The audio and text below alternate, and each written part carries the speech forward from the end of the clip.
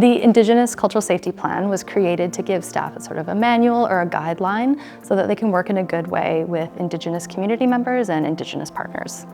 Ensure that our spaces and our services and our staff reflect Indigenous community members and that Indigenous community members feel welcome and a sense of belonging in the library. And we wanted to explore how we do that in a specific way.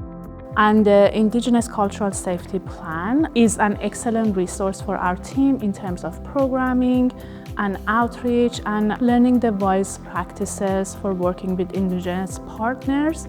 So I would say the plan was really inspired by the work of Talia Nahaney. Talia Nahaney is a matriarch from the Squamish Nation, a big part of the impetus behind us creating this plan. And we wanted to create a document that would help bridge people so that they could see not just what was important and why it was important, but also what to do and how to do it based on the best that we know. So that they're able to work in a good way when it comes to providing service to Indigenous community members or when working with the Indigenous folks that we partner with.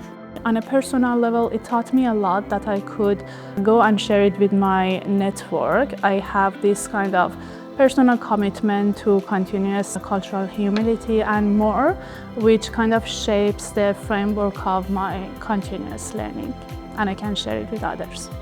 I think it allows them to look at themselves and their personal experience and their personal histories and gain a lot of empathy for the experiences of Indigenous people in our community. And very quickly we decided that we were going to step through the work and set our agenda as we went along and let the work take as long as it needed to take, rather than holding ourselves to a deadline that might result in us not having something that was really deeply understood or fully intended. We really want it to be a live document that's responsive to what's happening in the world and to what folks in the community need from us. My hope is that it continues to guide us, it continues to demonstrate to community, especially to Indigenous community members and Indigenous staff members, that the library is committed to this work and to doing it in a good way, and that it is constantly reconsidered and revised and updated as we learn more or we learn differently.